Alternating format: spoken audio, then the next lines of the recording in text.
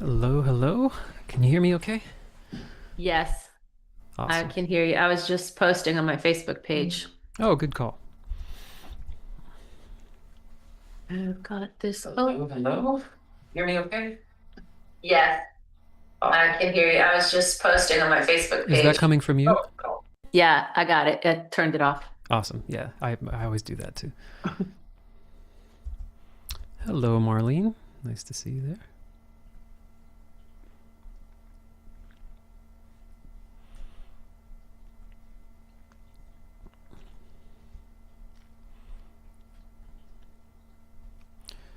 Where is Zoom? There it is. Ah, mm.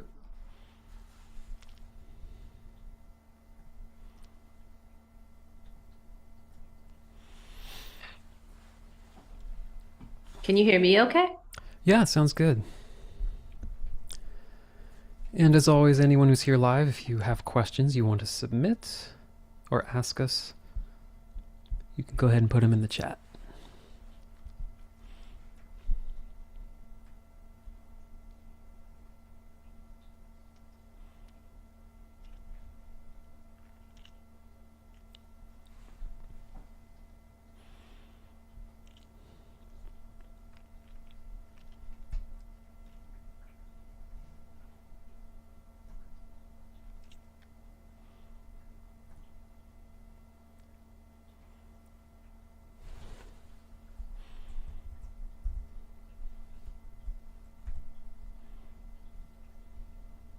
All right, I think we're ready.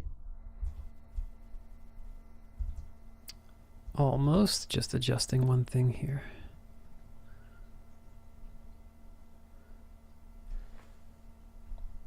Okay, great. Just Here gotta we are. fix my lights a little bit. Welcome everyone. Welcome. It's so fun to be here on a Saturday. It's Saturday morning for me.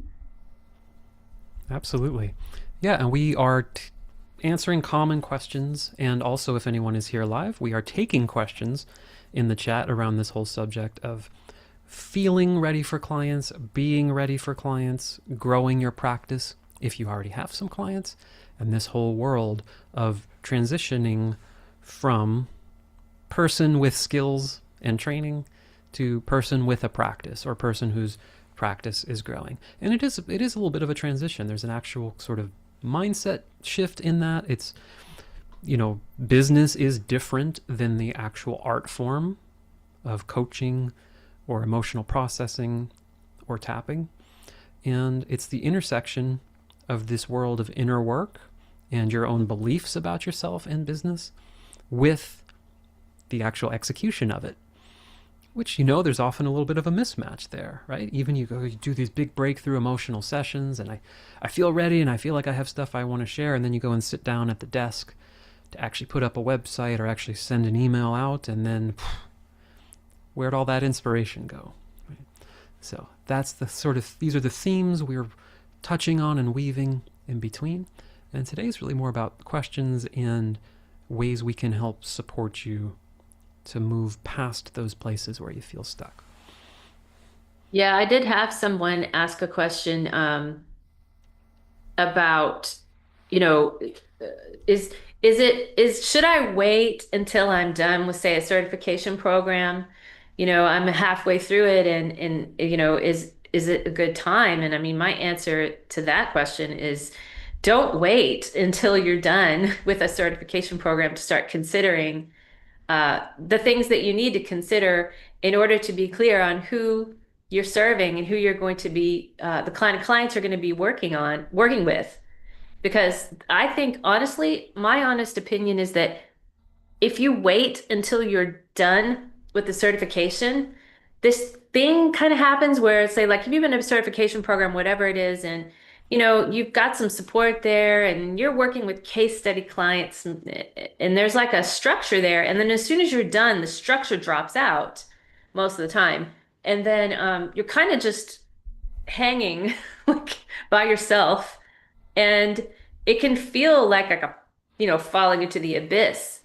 And it can be more difficult to then, like Evan says, it's like a real switch. It's like a different energy to start thinking, oh, now I have to think about setting up these processes and having, how am I going to get clients? How are they going to pay me? All this kind of thing. So I feel like it's important to start doing those processes while you're actually getting training. I don't think it's good to wait. That's just my personal opinion. What do you think, Evan? Yeah, they are. I mean, first of all, be clear if, and really think through and have some decision. Say decisions are not fixed for life, but is my intention to actually make a business out of this? And I think it's important to use those words because there is no real reality I've seen where you're just sort of like, I'm just gonna kind of do it and then I'll just get clients somehow. Like this is just gonna grow into a thing. Yes, you will get a couple, sometimes people maybe friends of friends, maybe you end up in a situation where you do end up having a couple clients. But as far as it being something that actually grows and sustains and is what do you want it to be? Are you going into a certification or a process because you want this to be an actual source of income for you with some significance, right? Pays some bills, is an actual stream of income, then you are starting a business. And we don't always like to think of those terms, especially in this space where things can get kind of a little more mystical, like, oh, I'm just going to be of service and it will happen. Well, yes, that's a huge, huge part of it. But think of it with clarity. Are you just taking a certification program or training because you want to learn it for yourself and maybe help a couple people in your life? I'm 100% for that. I think that's beautiful. If it's an educational process for you, continuing education, but be mindful about it. And then if yes, I am interested in starting a business or a practice, then I think it's important to have that running in the back of your mind as a concurrent, separate in some ways, separate but related part of your life, because it always will be. You will always hopefully be learning and growing more as a practitioner. But if you are just constantly focused on that, that doesn't make you better at having sales calls or like intro calls and having people find you. It makes you better and better and better at working with people once they're in session with you. But it doesn't inherently make you better at attracting people to know and find you and want to actually work with you. So it's good the earlier you start thinking about, yes, this is another dimension to what I'm taking on. There is the art form and there is the business and starting a practice. Start that early, right? Just like it's not really optimal to get a personal experience, right? To get a degree in music for however many years and then just only obsess with playing my instrument and getting better and better and better. And then kind of realizing like, I didn't learn anything about being a freelance person and how to pay taxes and how do you actually get gigs. Like I just focused exclusively on playing well. And yes, it's good to play well, but it's better. And I had a whole conversation with this online with fellow musician colleagues, even more ethical to be telling students while they're students, hey, if you want to make money doing this or you want to make a living doing this, there's this whole other thing that has nothing to do with this is how we process trauma. It's empowering for yourself to learn early on to think about this as both a skill and an art form and a business. And they are valuable to separate in their own ways. For example, you don't necessarily be on a training call of like, we're going to learn all the gentle techniques. And then for the next 20 minutes, we're going to talk about websites. Like they're kind of different in terms of the skill sets, but I would strongly encourage you to attend that, 1 hour workshop on this is how to work with someone with complex PTSD. And then later that week, attend the 1 hour workshop of this is how to describe the service that you're offering. Because they are both absolutely essential. Because as you know, the internet is a big place. So people need to know that you have these skills and know that you can help them and see that you're actually proficient. The days, I think Niko and I talked about this on one of the first YouTube lives we did, even before this series of like there was sort of a time and an era where you could just sort of put your sign up or be one of the few people that even had a web page at all, and someone would Google like, "Oh, massage therapist in West New York," like cool, and they'll just sort of find you and sign up with you. Not so much now, right? There's a bit more of like we can't just say I'm a trauma coach and just put that sign on the internet and people just kind of walk by and see it and go, "Oh, I have trauma. Tell me more." Right? There's much more kind of art and science now to doing this in a way where people will discover you, especially with the thousands of YouTube channels they get and the Instagram ads saying, you got to heal your vagus nerve with this device. Like there's just so much coming at us, right? So I know a long answer to that, but yeah, I do think it is important to be having your mind in both of these worlds from the beginning because it will be in both of these worlds till the end. Yeah. And there's a couple comments, Evan, that came in that you may have something to say. Yeah, let's go for it. Did you want to? Did you have anything more to say on that, or do you want to take one of the first comments? I got them up here. Yeah, so, and I did already answer the first Oh, comment. okay.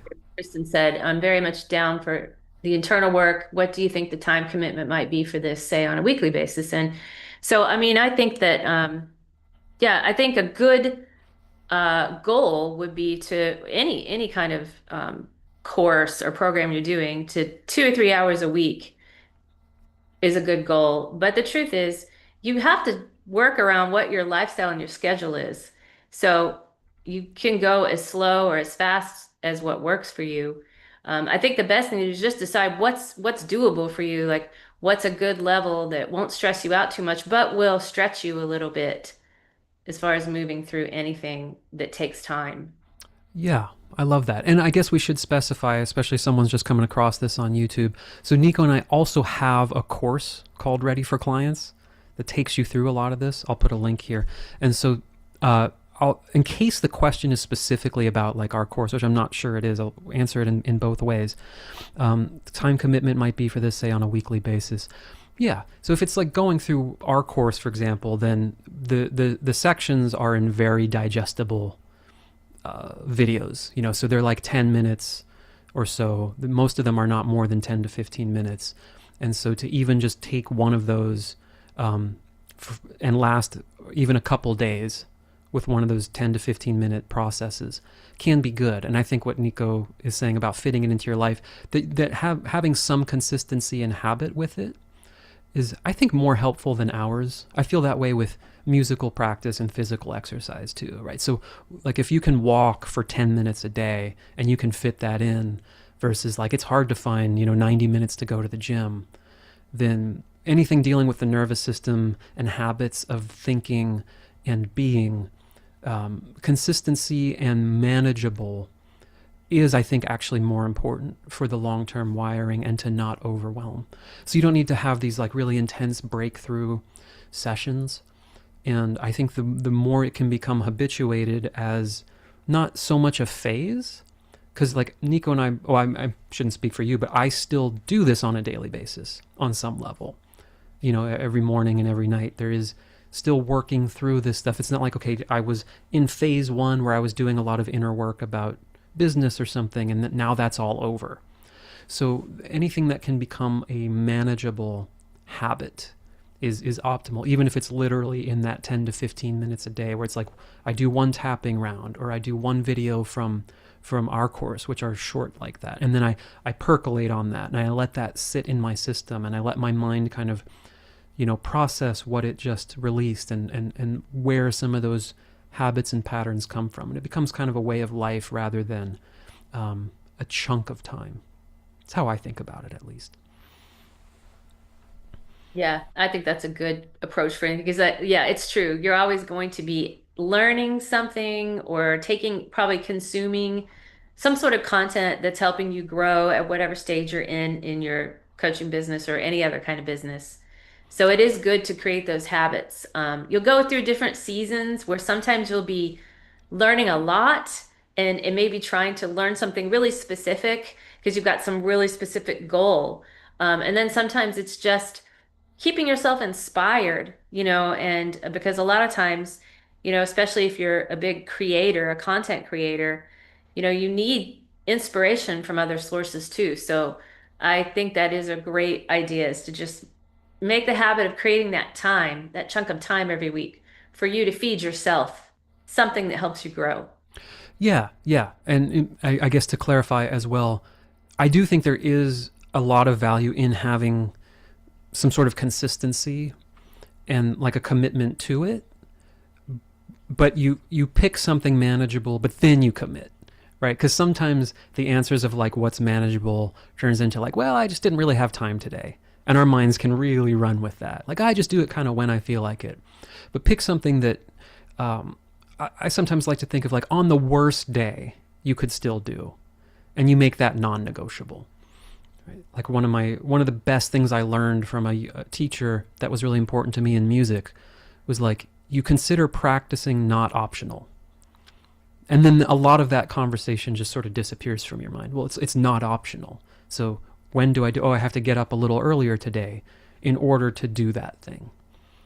But that if that thing is like 3 hours of meditation or something, then it just might not be practical in your life.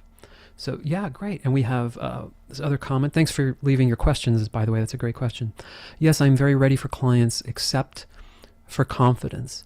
And yeah, Niko and I, that's a whole section that we talk about. But confidence, we like to talk about it from the framework. When you just talk about confidence abstractly, or like as a thing, I need to get confidence, it stays very abstract because most of us, I mean, I don't wake up thinking like, God, I'm so confident. I'm so good at everything, or I'm so good at this.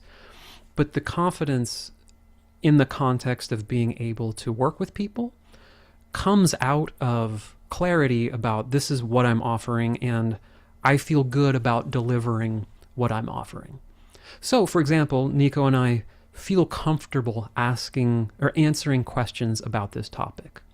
So we are showing up with, I have a sense of confidence about being here live on YouTube and answering questions, even like obviously we don't know what they're going to be, but because we've set up a framework of like, hey, this is the structure, this is something we feel comfortable talking about, this is something we have experience, and we've both gotten results helping people in this way.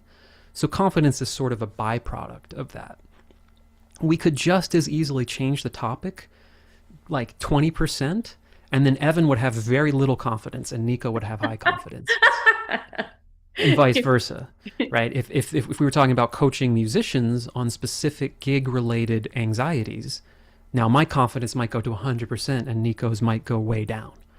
So when we just think about like, I want to have coaching clients or I want to have EFT clients, but it's kind of broad, that's where you can easily turn into the like, I don't even know.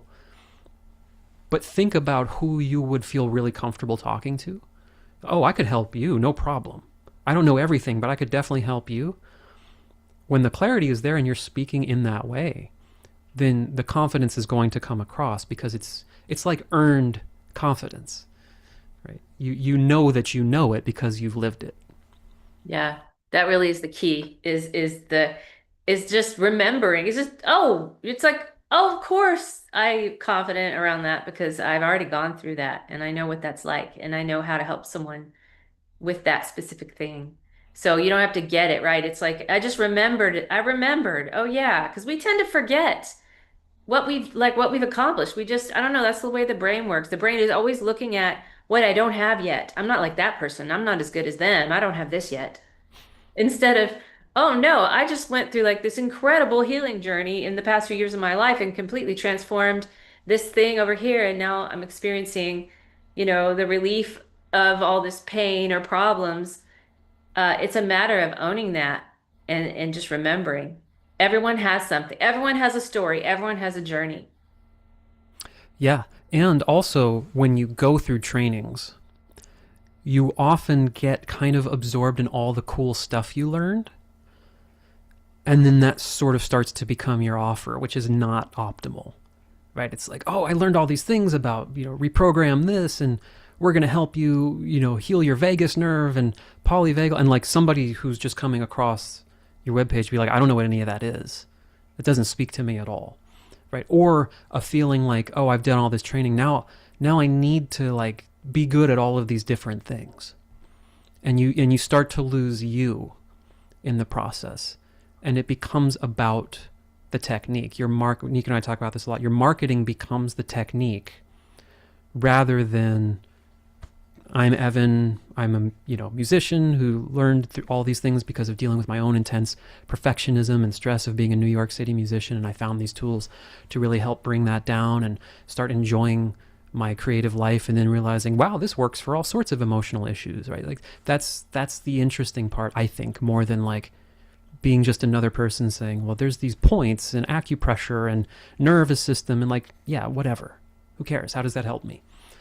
So that's another thing to be mindful of. The more it's about you and what you know and who you are that you know and feel certain in, the more confidence arises.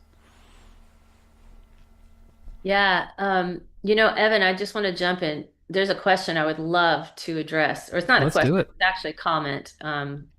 Here, Marlene says that my first group of clients has completed my signature program. First of all, awesome. Like, Yeah, congratulations. congratulations. That's amazing. Now I'm in a gap. Uh-huh. I can hone the existing programs, but there's a part of me that thinks I need to add something new. Okay, I really want to answer this question because I completely understand that feeling. And so I just want to say a couple things is that, first of all, if you have a signature program, which is amazing to have that, and you've got a group's gone through and it went well, right? And you say you could hone it. I would say, yeah, there's always a little honing that needs to be done. Um, but don't overthink it and don't over hone it, because the truth is, if your group got results and it went well, if there was something that didn't quite go well for you, yeah, hone it for sure. But then there's definitely this weird thing that happens where it's like we start thinking, maybe I should add something new. And I think it depends, because if this is as in adding something new, like I've got this inspired idea and it kind of dropped in and I felt really inspired and it's this new thing versus a feeling of, well, I have to add something new for some reason that's external to me. Like maybe, well, other people do it, or there maybe because somebody said they wanted this. So you have to make sure if that's coming up for you, is it really coming from an actual internal desire to have something that's new or that's different than your signature program, or is it coming from external pressure? Is it possibly even, and I don't know because I don't know the specifics, but sometimes we also tend to then distract ourselves. Like we've had some success and then we sort of distract ourselves from that success by trying to create something new and sort of starting over the creative process instead of really kind of doubling down on what already works and continue to build it. So I think that hopefully that helps you. And if you want to type in some more details, I might be able to answer that even a little better. But I totally understand that because I've been through that for sure. Absolutely. And there's different ways of feeling into it depending on the specifics, right? Because sometimes it would be, okay, I worked with this group and it went really well and they want more. And there is another level I could go with this group, and that could be a beautiful, like logical next thing for you to offer. And they're already like you and they're already working with you. So sometimes it depends on what you mean by like I'm sensing to add something. If there's like, oh, there's clearly a level 2 here, and probably 90% or more of the people of this group would be up for it, and I already know what that would be and where to take them next, then that could be your kind of lowest friction, easiest way to kind of expand and give more and give more value to the people who are already liking what you do. Then there's the other twist, right, that Niko's talking about, where it's like, I just feel like I should be doing something else. And this is a tricky one that I have to kind of constantly remind myself, because I get so many ideas. And this kind of work lends itself to so many possibilities. Like, oh, well, you could do it for this. You could do this for musicians. You could do this for this category of people. And I could also expand. And it's like, oh my God, but does anyone want that? Do I have the bandwidth to do that? Is it worth me creating a whole other thing, knowing what it actually entails? Right. So it's been really important for me to kind of just say, no, I have these couple things, right? Private sessions, we have this course, and we have, and I have like my group. And I'll be like, oh, I could do this. Like, no, no, no. People don't want to go to my website and see 500 different things they can explore. That's actually overwhelming for them. It's overwhelming for me. And these sorts of refinements. So that's where it could be like honing existing programs. Like, I found something that works. I found something that people will sign up for. Part of your mind is going to want to make new things, but like, no, people already signed up for this. They liked it. It's a discipline of sorts to be like, I'm just going to keep doing that and do it again, and then do it again. And then if people stop being interested in it, then hone it. But don't try to find something else that works, because it's hard to find something that works often. Many people make many offers and no one buys. So when you find something that someone is interested in and likes, you could add a level too, but don't mess with what works. And it's hard to not mess with what works because we get bored, etc. It's true. Oh, because that reminds me of actually when the first business coach I ever worked with, Denise Duffield Thomas. Look her up. Denise Duffield Thomas. Awesome. She has a program called Money Boot Camp. She's like a money mindset coach mentor, and she's got books. And I took this program, and it was like a mail order program. This big notebook came, and it was like an actual, like a physical notebook, and you went through it was like finding your ideal client, and it was this really cool thing. But she has a program called Money Boot Camp, and I remember her talking about how she started it as a group program years ago, and it had like 6 people in it. And she ran it like just a group, it was a cohort kind of thing. And then it worked so well that she just started running it, and then it turned into like, this is the only program I do, and it's kind of an evergreen enrollment thing. But she said that over the years, she has had to do exactly, Evan, what you're talking about, where it's like, no, I've got to basically not get distracted by wanting to create a lot of new things and just continue to say she would say, all roads lead to Money Boot Camp. And she talked about how sometimes her team, like she'd have an idea and her team would be like, I don't know, Denise, maybe. And so they basically came up with this whole kind of approach that like all roads lead to Money Boot Camp. Don't tweak it, don't change it, just keep doing it. Just keep putting it out there, because that's what happens to creators. We tend to forget after we created something and we've been through the transformation, how powerful it is, because we've already been through it. But all the people that are coming in, it's completely new to them. So it feels kind of old to us sometimes, but it's completely new to most people. And so you have to remember that you want to keep it, you just want to keep that momentum going with what already works. And that's what builds sustainable, scalable businesses. And that's also why we talk so much about connecting and discovering who you are and what you want to offer, because if you're just creating things based on, oh, I think this will get a lot of clicks, you're really going to hate doing it 8 times, 10 times. Like, you don't want to create a program that works, but you kind of resent doing it. So ideally, you're creating something. You'll still have to fight this tendency to reinvent the wheel. But the more you're doing something that's really aligned with what you're interested in, the easier and easier it's going to be to keep doing what works, because you like what works. So something to keep in mind as you create. There's almost a curse if it works. It's true. I mean, it's even true for private sessions. It doesn't Mm-hmm. have to be some group program. It's just that you get some rhythm down and you get a way of approaching your private sessions, and maybe even if it's something as simple as packages, and just stick with what works, and keep repeating it until you get to a point where maybe you're evolving something different. But trust that it's working, because I see this, when I used to be a mentor for EFT Universe, and a lot of times I would I would see students that were in mentoring and doing case studies. I would see them doubting, like really doubting whether what they did worked because they're so used to it. And it's like, well, it didn't seem like I did anything. Like, well, did they get a result? Well, yeah. Well, then it worked. So, it's a weird phenomenon that happens. I'm not sure what that is. Yeah, absolutely. Yeah, so it's interesting, right? There is this whole sort of inner game on the other side with the business stuff. Right? Like even after you start to have clients, even after you start to get the ball rolling, there's people face all sorts of things. Well, should I raise my prices? Well, should I not raise my prices?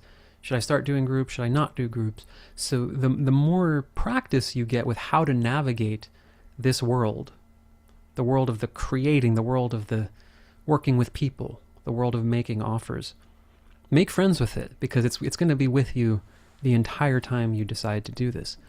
I've never met anyone who just like, okay, it's done. Like I made the sales page back in 1985 and it just stays up there and now we're just all good.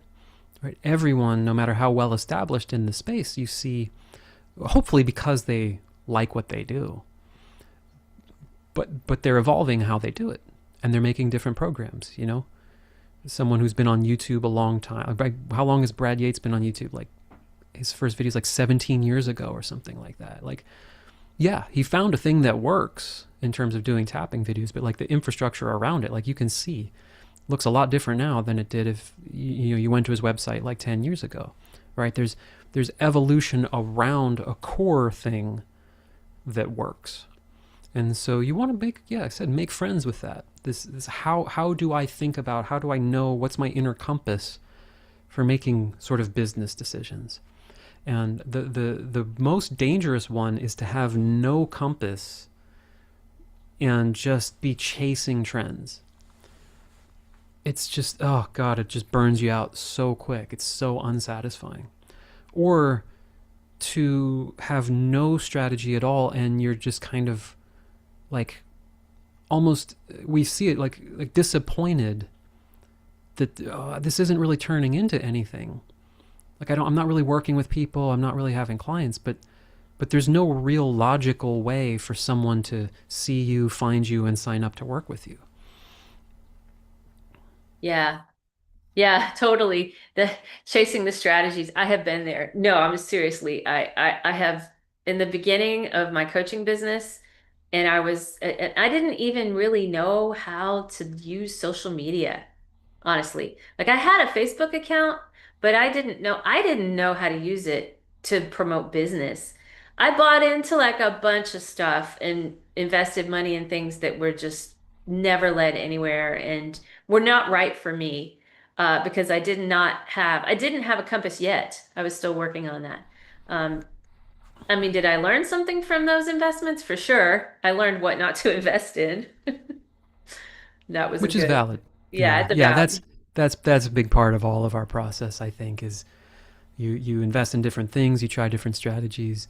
Um, yeah, they're somewhat unavoidable parts of the learning process. But when we think of them as a learning process, I think it's a great way to frame it. Because if you're thinking like I'm learning who I am and what works for me, then that stuff becomes information. If you're, which the way I would often think about things is like, well, did it work or not?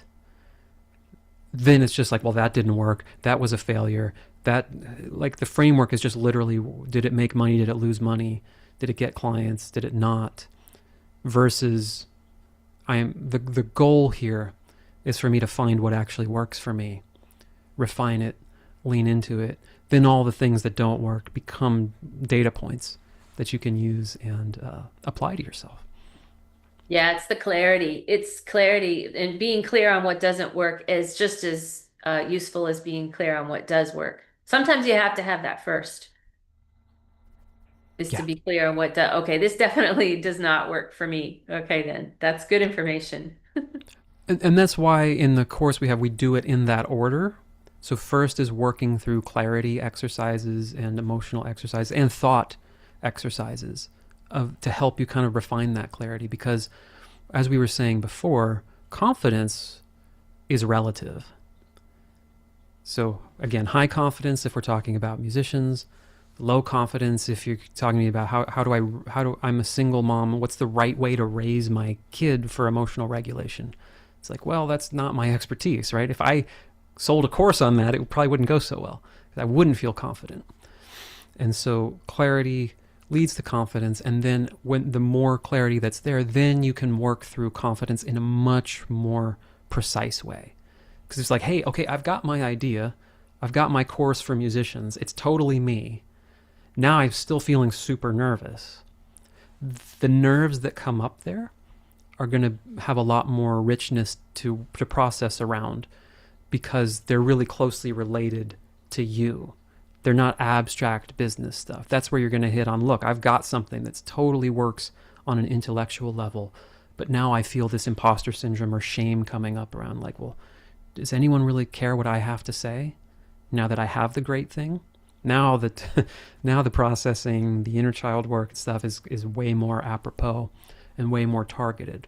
And then the third and final phase of it is creating content, creating ideas, because often we'll go in the opposite order, right?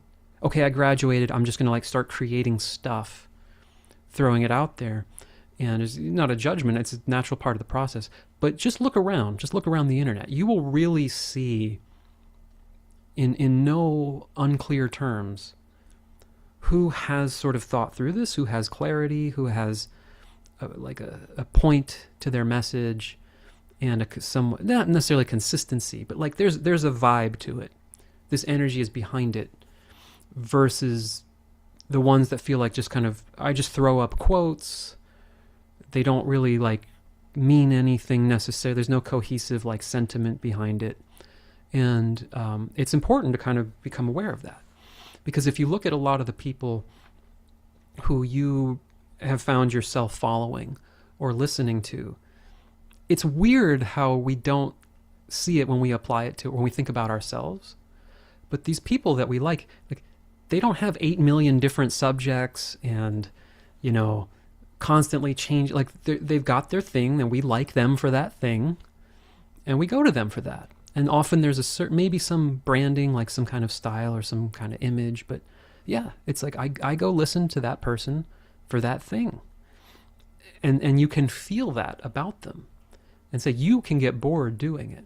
But that's why we go in that order. Clarity, section 1, confidence, section 2, create, section 3, so that the words you're saying, the stuff you're putting out there, people can feel, oh, this person knows what they're talking about and they've felt and thought through this. It just gets communicated. It's hard to quantify how that works, because sometimes two posts don't even look all that different. Like, yeah, they're both just like texts in front of an image, but one is like, yeah, this person is speaking to me.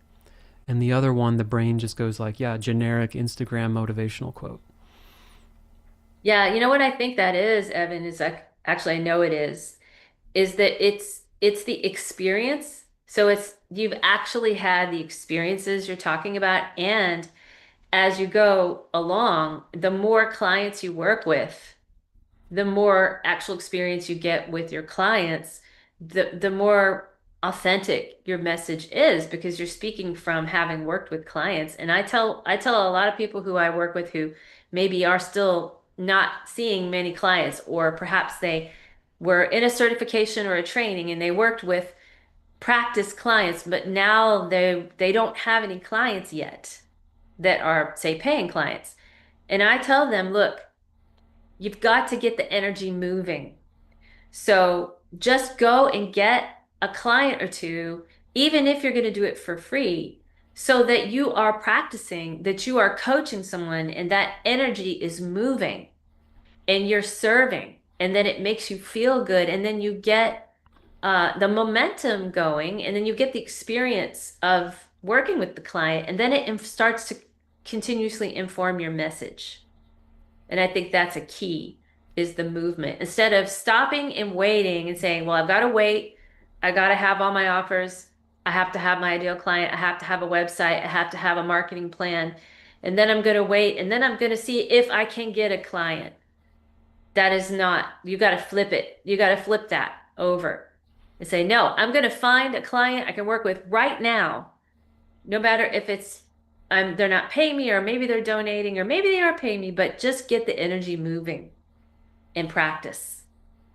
That's Yeah, what I that found makes a lot helpful. of sense. And that's and that is the direction even we lean into with what we have in the program there, because it is about where's the lowest hanging fruit, where can your offer be seen, or who's around you right now, because that's the cliche pattern, right? Is like, oh, I need to go through all these courses, including ours, and then I have to complete everything, and then get the first time I ever talk to another human being and coach them is after I have it all figured out. And no, that's not the point of it. The point of it is to work is to get as clear as possible about what's in front of you right now. Again, so that you are actually doing these things, because that is how you learn and discover what works for you. And it just feels either congruent and authentic, or weird and awkward if you're not actually doing the thing you're saying. Right? I would be super uncomfortable, like, being up here talking about these topics if I didn't have clients, and if they weren't actually finding me through things I've created, like, for example, here on YouTube, and then reaching out to me.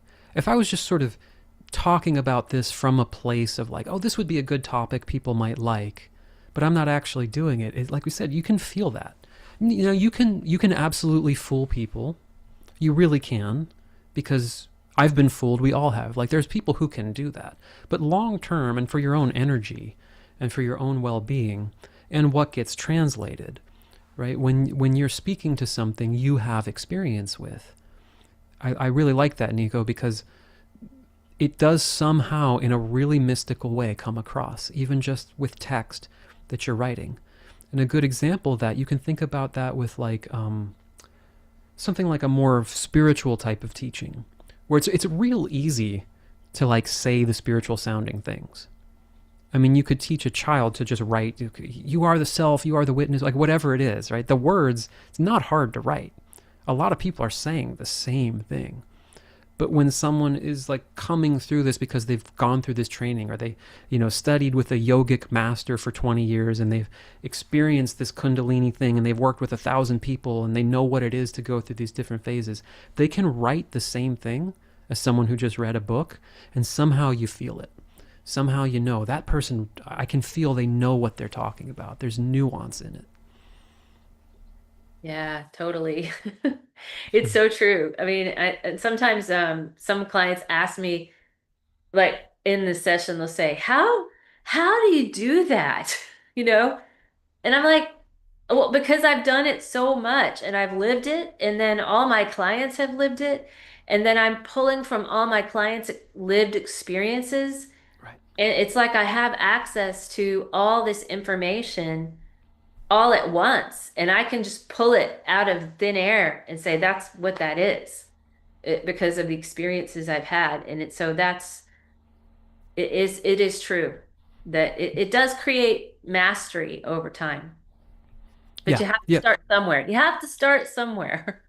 Yeah, that's absolutely how it works. Yeah, just like, the physical therapist friend of mine, there was something, and I was like, how do you see that so fast? She's like, I see it all the time. I've seen it 1,000 times. Like, I just know what that is. And it's the same with, like, emotional patterns and things we see with people starting a practice.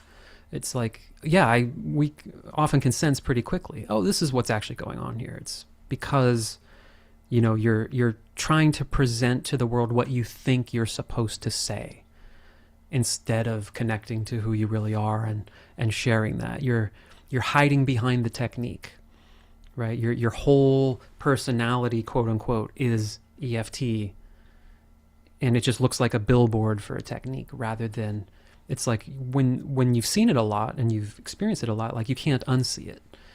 So to someone else, it could be like, well, how did you sense that? How did you know to look for that? It's just like, after a while, it's like a big red siren right in your face. It stops being subtle, but in the beginning, it's super subtle.